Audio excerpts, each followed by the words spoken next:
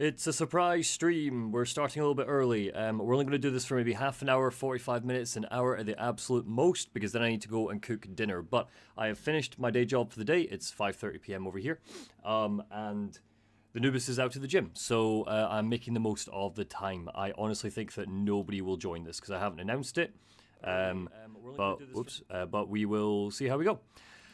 So, this is not going to take long. It's going to be nice and quick. If anybody is here, do say hello. But honestly, I'm really, this is more me just making a VOD, which is going to be catch up from the stream we did the other day. I'm going to be looking at game interview stuff from Looking Glass and Night Dive. For full transparency, I've spent the majority of my day today. Not the majority of my day. I spent my lunch break today. There's 10 of you in here now. Oh, good. Surprise, yes, sorry, everybody, it's a surprise stream. This is not going to be long. Half an hour, 45 minutes, an hour long tops. So, for full transparency, I have been watching some of the longer interview stuff in the background of my day job today. So, the big one that really came out of nowhere was this interview with the original System Shock devs. I need to make sure I put this in my Word doc, actually, because there's a lot of really interesting stuff in here. It's Night Dive playing the original System Shock while interviewing Looking Glass, which is amazing. There's a bunch of really cool shit in here. So I've taken down a whole bunch of quotes and stuff from them. Let me just pop it into the features section because I want to get this done so we can move over to some transhumanism research later on. So let me just pop it in here. Night Dive. Because I think the transhumanism stuff's going to be quite interesting. Night Dive, interviews, Looking Glass. So yes, this is going to be a real short one, so don't worry about hanging about. The VOD will be available right afterwards. But I basically just want to check in with some of our cast of characters, some of the people that worked on the game. I mainly want to see if I can get an interview with Doug Church. Anything that Doug Church has said about System Shock. Because, first of all, I have fallen in love with Warren Spector. Warren Spector is awesome. And I knew this already from like the little bits I've seen of him talking about Deus Ex and stuff, but like, God, he has some interesting stuff to say. If I skip all the way down, I'll just get to... I want to see if I can play this for you, for those of you who are in the chat, because it's awesome. 010130. Perfect. Let me just play this for you so you can see what he's talking about. They're talking about the original System Shock. I just really hope that there's some journalists watching this and it will... This one. Here we go. This is really funny. Again, I'm going to kill myself. But the technology just wasn't capable of delivering. Well, it sure wasn't moving. Let me turn it up a wee tad for you because they are very quiet. I'm just going to turn it right up, so this might be a little too loud. Starfield. A curved surface would have been nice.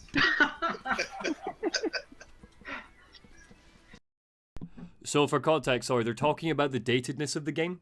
And they're talking about, you know, is there anything you would have done differently? Is there anything that, you know, technology-wise you wish you could have put into the game that you didn't when you were originally making it? That's what they're talking about. Yeah, maybe talked about that. Maybe System Shock 3 will have some curved surfaces.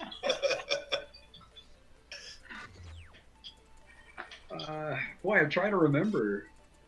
I mean, it had a haiku at the end. What more could you want?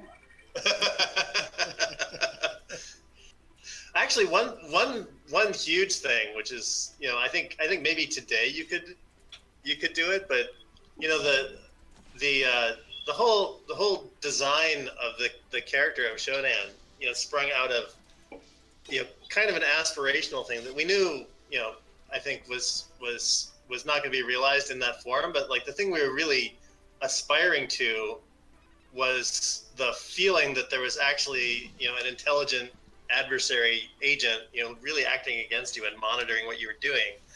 And I actually think these days that's probably a doable like game AI project. And it might happen in some near future game. You never know. Hint, hint. But you know, like at the time it was all smoke and mirrors, right? Like we, you know, the use of the security cameras to give the sense of omnipresence to Shodan, the sort of design practice of playing cruel practical jokes on the player and blaming them on Shodan. You know, like all of that was just like these sort of tricks to achieve that some sense of that aspiration.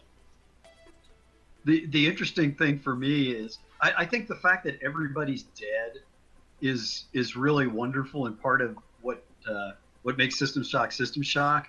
But Paul, I don't know if maybe your memory is different. I have a very vivid memory of you, me, and Doug Church in my office in Austin talking about two things came up. One was, oh my God, if I ever have to make another fantasy game again, I'm going to kill myself. That was one. And the other one was, we have no idea how to do a decent conversation system. What are we going to do? What are we going to do? What are we going to do? And then somebody, I don't remember who it was, somebody came up with the idea, let's just kill everybody. Oh yeah, it was both of those, and I think we're finally ready to do another fantasy game, but we're still talking about the unsolved problem of decent conversation systems. And it's something that comes up pretty much every day here as we're working on System Shock 3 too. It's how true would it be to the System Shock universe if everybody wasn't dead? I just really hope that there's some journalist watching this and it will be quoted, Warren Spector. I think the fact that everyone is dead is great. I mean, I'm not a journalist, but I am listening. But yeah, it's just really interesting to hear them talk about that. And especially, it makes me quite sad about the fact that System Shock 3 is dead. Because the way they're talking about Shodan there and about the use of smoke and mirrors in 1 and then later on in 2, to kind of give this the illusion of this presence that's trying to stop you every step of the way. And it sounds like what they were going to try and do is quite literally program an AI that would try to stop you. That they would just program a generative AI in a sense whose goal would be to stop player from reaching goal, and then maybe give that AI some limits and some tools that it could do that. And that's so interesting. It makes me sad that System Shock 3 isn't coming out.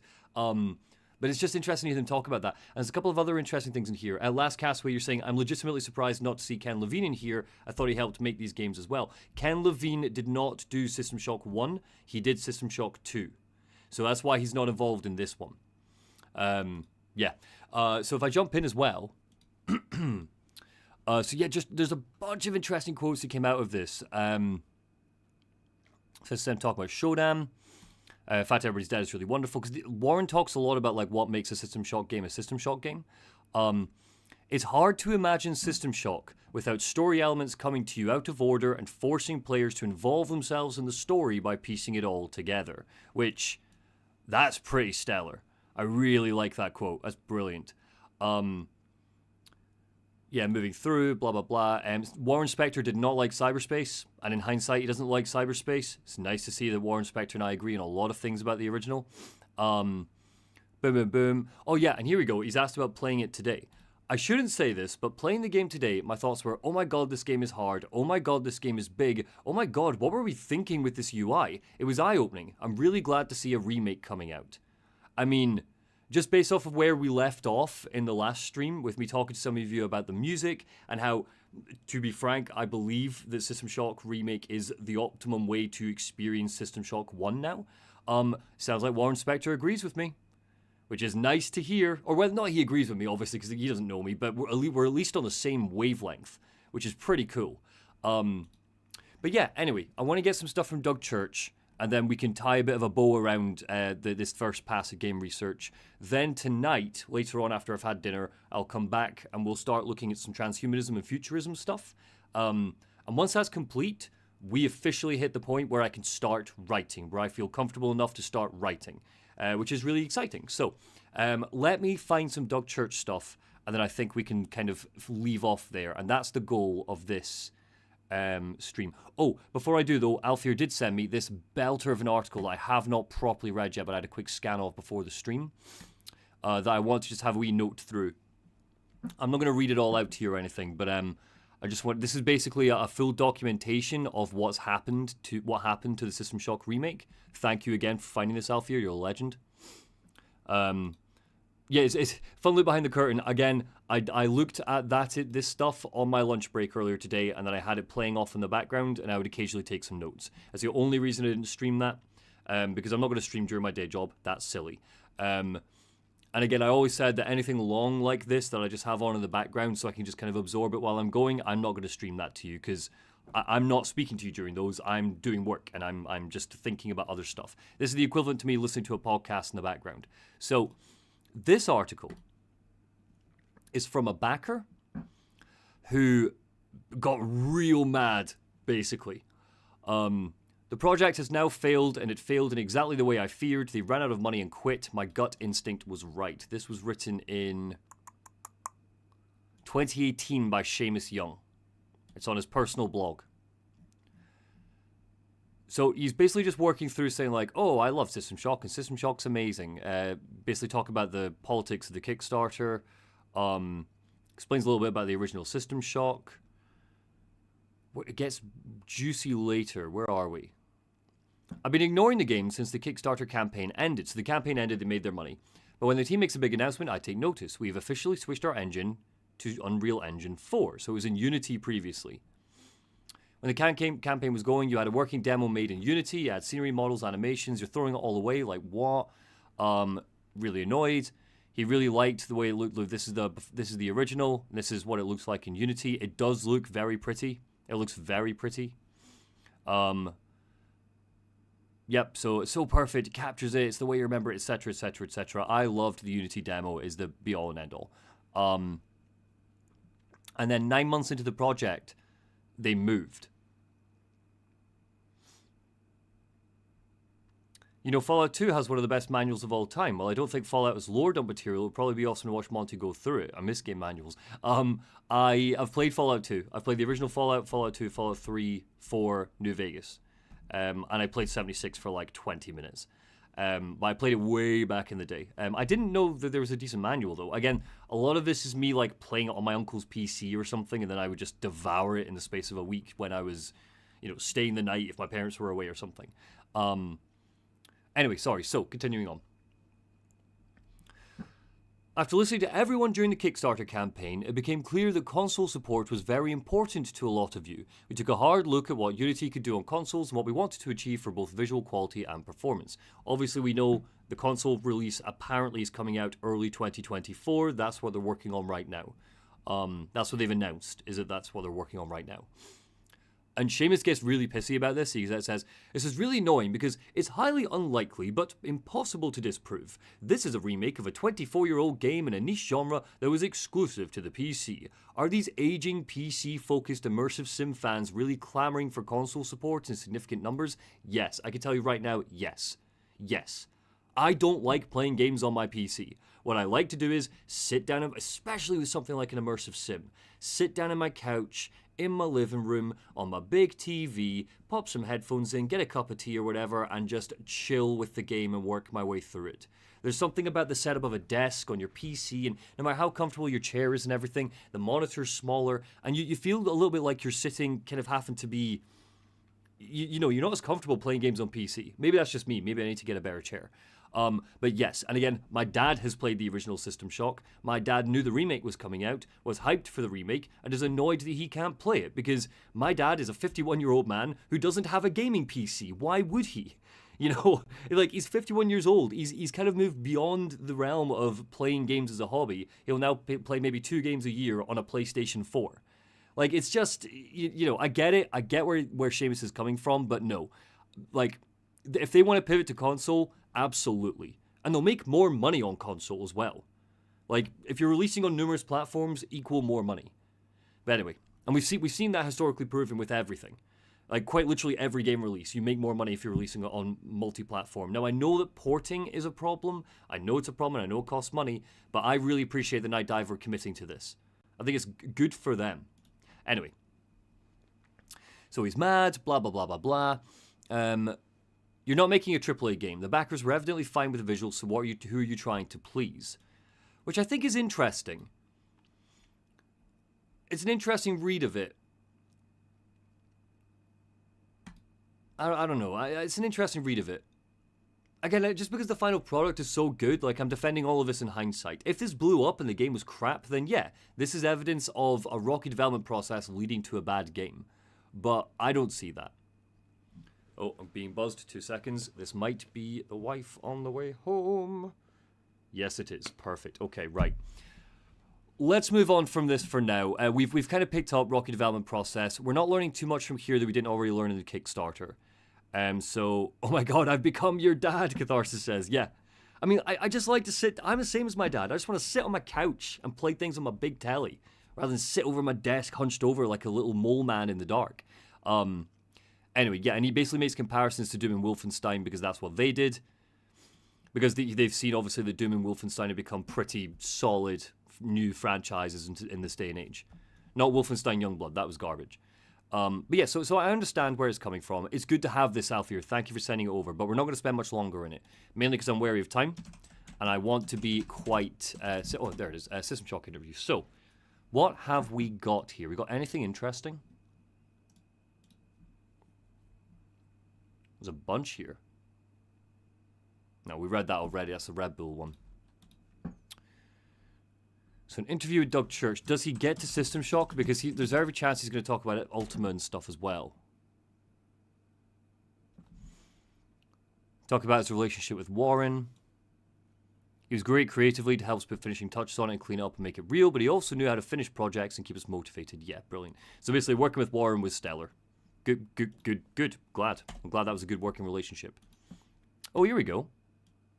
It's going to be interesting. Let's zoom in a wee tad.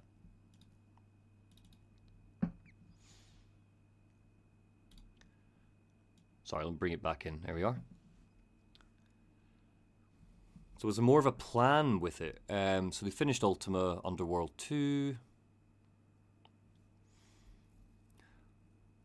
The two guys in Boston and I would get on the phone, make sure I had all the new code and modem to make it work.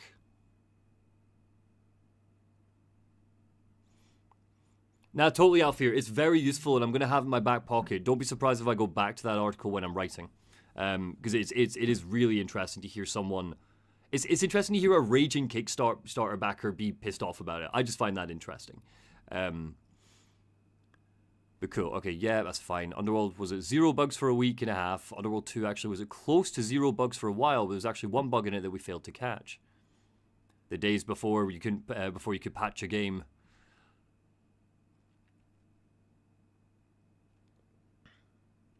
So we started talking then about doing an immersive simulation game, but taking it out of the fantasy space. We talked a little bit about going modern versus going sci-fi, but the only problem with going modern is it will just beg so many questions. Why can't I pick up the phone? Why can't I get on the train? And so on. So we did a bunch of talking, and we probably did 3 or 4 high-level designs for sci-fi games. Mostly him and Warren, okay. But Paul Neurath helped out, cool. Bounced some ideas around. That's actually quite a good quote, I might take that.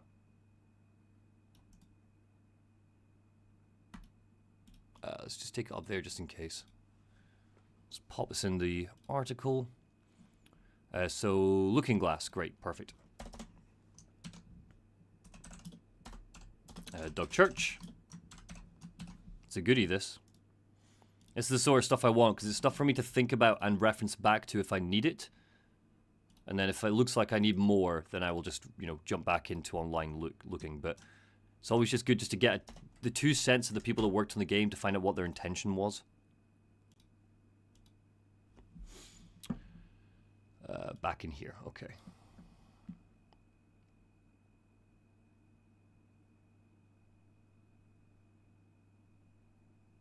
Your cookie cat in the Discord. Ah, cool. No worries. I'll probably call you Crystal then. That'll make it easier for me if that's okay. Again, I'll be back on just before 9 p.m. tonight. This is just a very quick one, and then we're gonna get into the transhumanism stuff.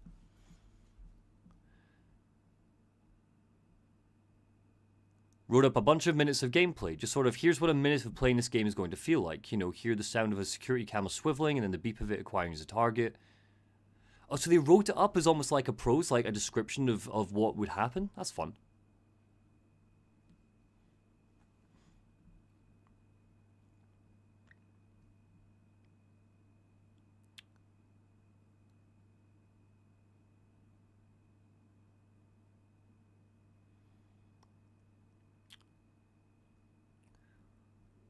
On Underworld, we had stats and inventory and talking and movement, and in Shock, we really wanted to unify that.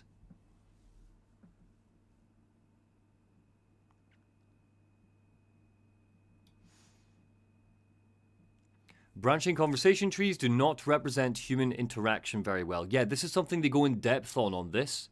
It's very interesting. It's the main reason why it's where audio logs came from. They were just simply like, we don't have the tech to create solid branching conversation trees. So we're just going to do the audio logs, was basically the through line. Which again is awesome. Makes sense. So for Shock, we really wanted to get rid of some of that, and that's why Shock is a full screen mode with the HUD.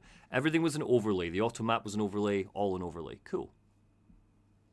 9 p.m., so to give you a sense, it's 10 to 6 here, so in about 3 hours I'll be back on. And I'm going to finish up in about 10 minutes. So about 3 hours I'll be back on for the proper stream, where we'll do 2 full hours and we'll properly kind of settle in.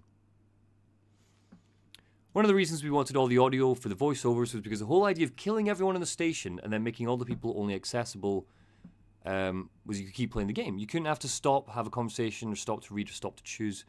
You're just moving around. If you wanted to, you could listen to a log from the person and they'd be describing a scene. Yeah, cool.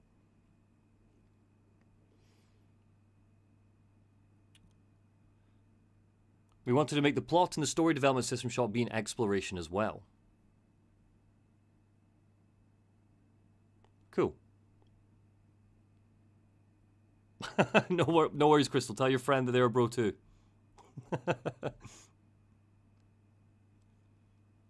I think in Shock we did a good job of integrating everything into one piece a little better. The tone of the whole game was a little more consistent, a little more scary and alone, and the systems were much simpler. Not if you're listening to the tunes, but fair enough, fair enough. That's just me being petty now.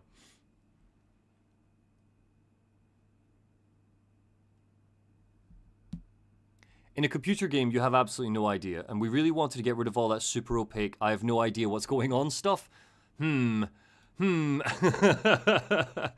are numerous points where you don't necessarily, well, you know what's going on. You get a sense of the world and what's going on. It's like, okay, fair enough, they achieved that. It's more like, I don't know necessarily where I need to go. And again, which is not a bad thing. It's the way the game's designed, and I love it for that. We wanted to make it so you can watch and play, and it's all happening. So that was really the driving force. It was minutes of gameplay describing this tense experience with the computer looking for you. Everything's going horribly wrong, and you're trying to figure out. Those 2 or 3 little documents with the things we refer back to. Cool.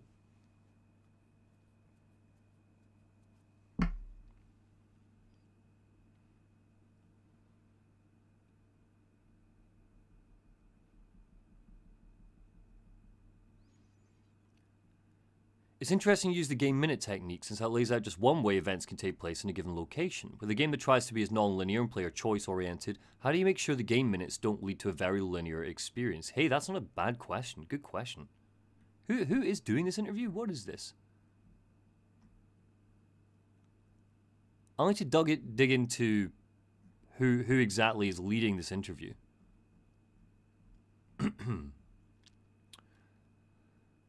I think you have 2 things you can do. One is you do a couple of them and illustrate different possibilities. Yep, absolutely clever.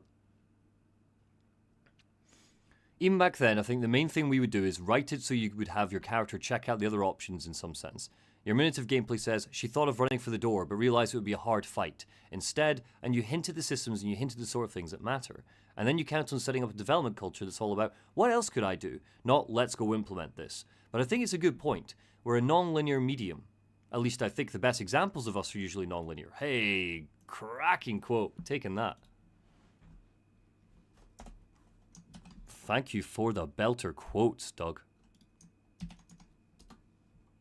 It's just good to hear them confirming what like the game tells you about them.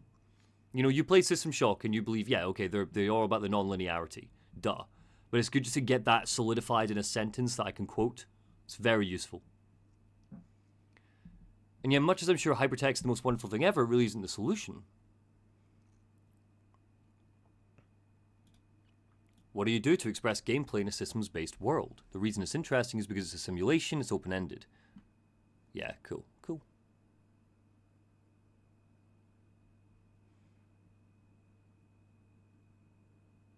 On some level, I think we stumbled into a nice villain in the fact that the villain could speak to you from anywhere and set these ambushes up and actually affect your game. Yeah.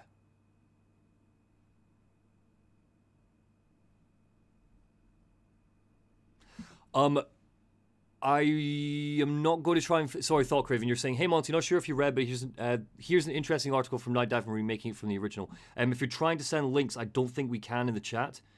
I need to double check, actually, if that's something I can do, because maybe it's just a setting I haven't turned on. If you're in the Discord, feel free to send it over. I'll check the Discord now, just in case. But I'm not going to read it on stream. What I'll do is I'll put that into the maybe check this out if you get stuck when writing pile. So if you are in the Discord, send it over.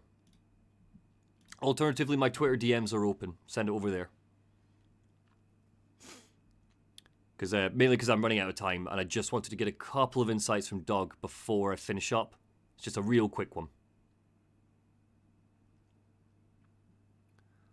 One thing that worked really well that we didn't understand at the beginning, but that we learned to somewhat take advantage of by the end, was that having the computer and the station be the enemy meant that on some level you could interact with your nemesis fairly regularly and fairly often in non-final ways. Great line. Taking that. Thank you, Doug. This is a cracking article. I'm getting everything I need from one article.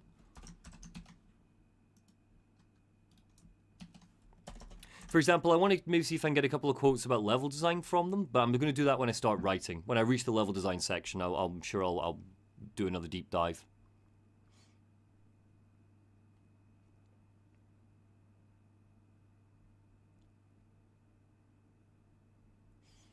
Seems like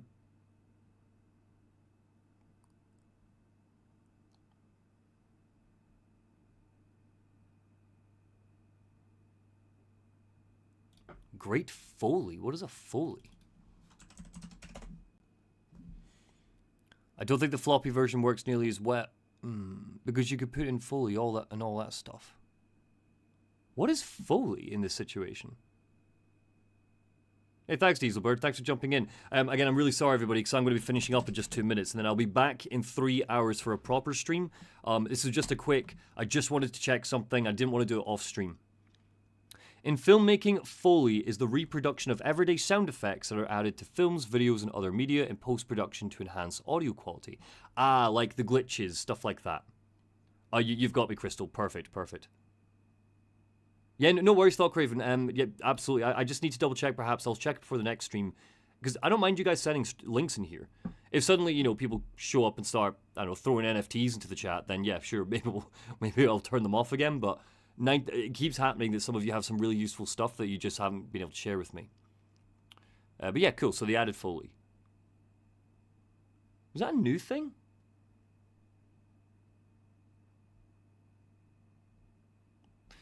Was System Shock like one of the first games to use Foley? I feel like that wouldn't be the case.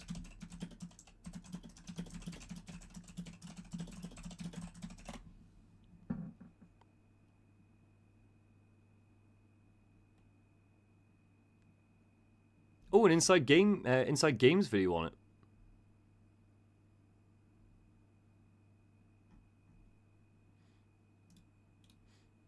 Is it a news story or? Hello, everyone, and welcome to a. Sorry, let me bring this on screen so you can see what I'm looking at.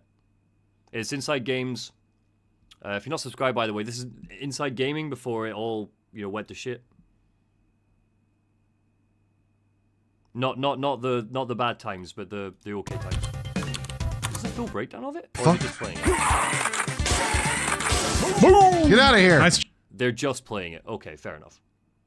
Oh, it's a sponsored video. Fair enough. Fully started in arcade games. Great, thank you, Crystal. It was just a case, because if that was the case, then I'd like to mention it. But if it's not the case, I'm not going to, because, well, so from this interview, Night Dive were talking about how System Shock was... Where is it? Dum-dum-dum-dum-dum-dum-dum-dum-dum. First of all, it was the first ever FPS that let people lean, which is fun. I mean, this was the immersive sim of the time. Here we go. Cyberspace is the first time there's a 3D space where you're tumbling in 6 degrees of freedom on PC. So in the piece, is it Paul? Paul talks about it.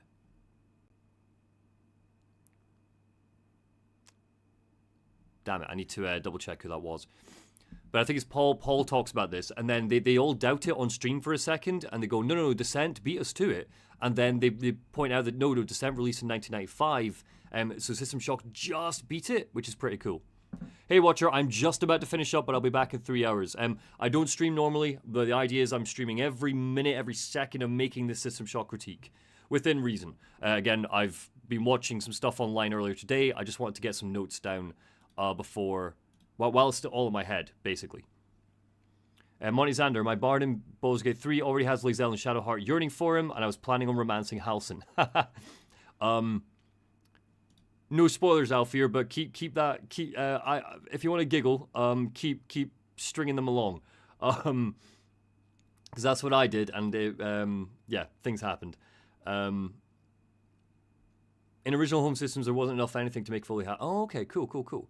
But yeah, I just think that's interesting. Like, Tumbling 6 Degrees of Freedom on PC, first PC game to do that in 3D. That's quite cool. At least that's according to them. And I don't know if that's going to make it in the critique. I don't know if it's relevant to anything, but maybe when I'm shitting all over the old cyberspace, it'll be like, you know, credit where it's due. It did do this. I'll need to double check it for myself, but that's what they're claiming. Right, I think we're at a good point there. I know this was a super quick one, and the VOD will end up being like 20 minutes long. But I've gotten enough here from Doug Church to kind of build off of. Again, the idea is that I just wanted a couple little things just to kind of set myself up for when we're writing. I guarantee we're going to be researching while we write. That's just what happens with these. Because you can't learn everything. And there's also, you know, there's such a thing as information overload a little bit. I mean, look at everything I already have from just, what, one and a bit streams on the game dev. Like, never, and I haven't even written down everything that I know. You know, I haven't written down every stage of the Rocky development process. So we're going to come back and we're going to start looking at transhumanism, futurism. And I want to kick off with Unheard. There's a debate about it, which apparently is really interesting. That was referenced in one of these books. I think it was Livingston's book. So I just think it'd be interesting. You have knowledge for me. Yes, see me in 3 hours, Crystal. If you're back, see me in 3 hours. I'm gonna love you and leave you there. It was just a quick one to basically finish what we did last time. So, goodbye. I will see you in just under 3 hours. At 6 p.m. here, we're going to be back just before 9 p.m. So, yeah, if you're floating about, come join us. Thank you very much, and I will see you all just before 9 p.m. All right, bye, guys. Bye.